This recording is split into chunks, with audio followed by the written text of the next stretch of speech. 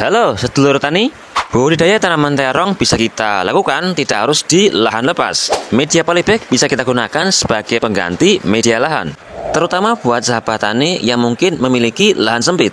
Lalu hal apa saja yang harus kita lakukan saat berbudidaya tanaman terong di musim penghujan, supaya tetap bisa menghasilkan tanaman terong yang sehat dan juga subur, dan aman dari penyakit seperti layu bakteri dan juga layu fusarium.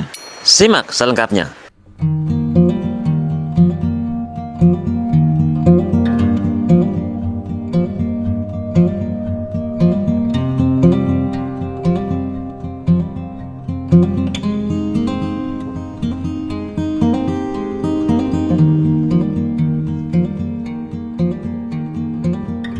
Assalamualaikum warahmatullahi wabarakatuh. Halo sedulur tani, jumpa lagi dengan saya Bang Amel. Dan kali ini kita berada di lahan terong di polybag. Dan terima kasih buat jenengan semua yang sudah hadir. Jangan lupa saya doakan semoga jenengan semua sehat selalu lah ya, dan berkah rezeki. Hari ini ada orang yang nganggo jaket karo topi anu kademen udan bae lah. Untuk di lahan hari ini kita tidak ada kegiatan apa-apa ya teman-teman. Namun kali ini kita akan mengajak jenengan semua untuk berbagi pengalaman dan sharing terkait budaya tanaman terong di polybag untuk menghasilkan tanaman yang sehat, subur, bebas penyakit seperti layu bakteri dan juga layu fusarium, terutama di musim penghujan seperti ini ya teman-teman. Karena kemarin saya sempat mengecek di lahan teman-teman tani yang memiliki tanaman terong, untuk di musim hujan kali ini keluhan mereka itu terserang penyakit seperti layu bakteri dan juga layu fusarium, dan juga jamur seperti busuk batang dan juga busuk daun ya teman-teman. Dan juga ada pertanyaan, Bang, kalau tanam terong di polybag apa bisa hasil maksimal seperti di lahan lepas? Dan kalau untuk tanaman terong di polybag itu perawatannya seperti apa, terutama di musim penghujan, supaya bisa menghasilkan tanaman yang sehat dan juga subur dan bisa maksimal di masa pembuahan. Dan tak usah berlama-lama, yuk kita sharing bareng dan belajar.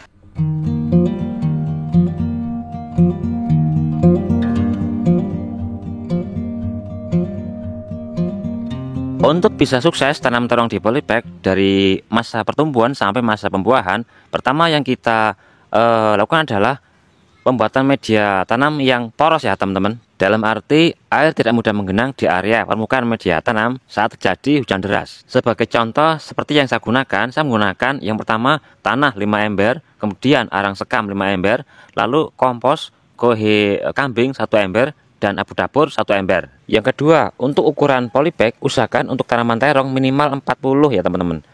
Lebih besar lebih bagus, semisal 45 ataupun 50. Jangan juga bisa gunakan galon bekas seperti ini. Yang saya gunakan ini galon bekas Lee mineral. Kalau media tanamnya bagus dan ukuran polybagnya tepat, itu kalau di musim hujan tanaman tidak mudah yang namanya terserang penyakit ataupun mudah layu. Karena saat hujan deras air tidak mudah menggenang sehingga media tanam tetap sehat dan pertumbuhan itu bisa stabil ya teman-teman. Apa maning polybagnya gede kayak gini, ini ukuran 45 teman-teman. Tuh, sampai tanaman di umur dewasa daunnya lebar dan ini subur. Yakin agar untuk tanduran kayak gini rupane akeh 1.000 batang kayaknya ya sekilo 5.000 langsung tuku pajero rombok. Tapi anggar sewali ke 1.000 batang wis rawo bule kabeh. Ya kata-katane rumah sakit jiwa masih menerima. Kalau lahan jenengan di atas jar seperti ini, seperti lahan saya, lambari dulu di atas jar dengan tanah dengan ketinggian kurang lebih 5 cm. Kemudian media polybag kita tata di atasnya, kemudian kita timbun dengan ketinggian yang kurang lebih 10-15 cm supaya hasil maksimal di masa dewasanya. Jadi akar tanaman di masa dewasa tidak mengandalkan tanda nutrisi yang ada pada media polybag. Dia akan merangsang keluar untuk mencari nutrisi di luar. Untuk lebar bedingan, kalau tanamnya sistem sejajar seperti saya ini ya kurang lebih 60-70 cm. Namun kalau sistem zigzag kanan kiri ya kurang lebih 1 meter ya teman-teman. Jarak tanam kalau untuk tanaman terong minimal 50 cm ketemu as batang. Sistemnya sejajar. Namun kalau untuk zigzag kanan kiri ya melebar 40 dan memanjang 60 itu paling minim.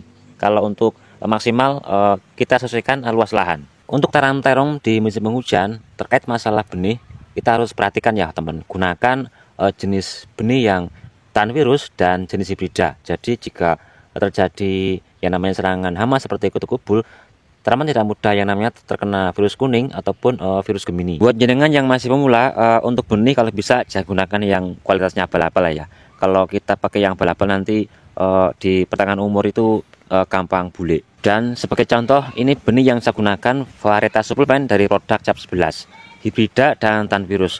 Tuh, satu lahan tidak ada yang bule ataupun terkena virus Gemini. Untuk pencegahan hama trip dan juga kutu kebul biasanya menyebabkan keriting dan juga virus Gemini, jenengan bisa gunakan insektisida berbahan aktif imidacloprid, dan saya kemarin menggunakan dari produk Avidor ya teman-teman, agar kondisi daun itu tetap halus, mulus, tidak rusak karena serangan hama belalang dan juga ulat. Kita bisa gunakan insektisida berbahan aktif metomil. Sebagai contoh, kemarin saya menggunakan dari produk Dangke, dan hasilnya seperti ini ya teman-teman. Tuh, sampai sana daunnya mulus semua. Untuk di musim penghujan, untuk pencegahan jamur seperti busuk batang dan juga busuk daun, untuk busuk batang kita bisa menggunakan fungusida berbahan aktif tembaga hidroksida. Dan sebagai contoh, kemarin saya menggunakan dari produk Kopset 77 ya teman-teman. Untuk pencegahan dan pengendalian busuk daun untuk di musim penghujan, kita bisa gunakan fungusida berbahan aktif klorotalonil.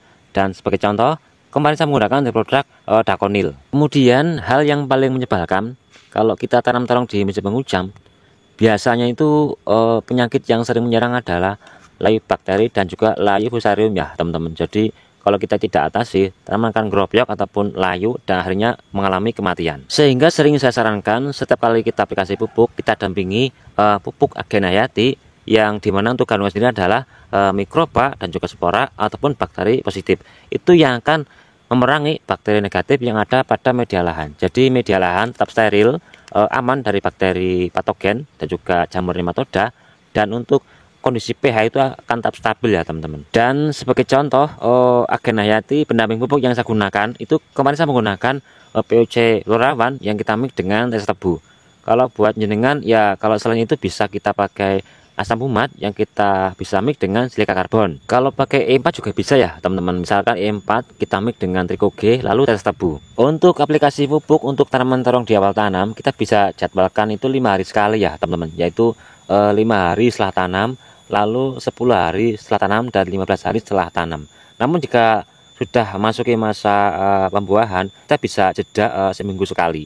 Aplikasi pupuk yang paling terpenting untuk tanaman terong adalah 1 hari setelah tanam ya teman-teman.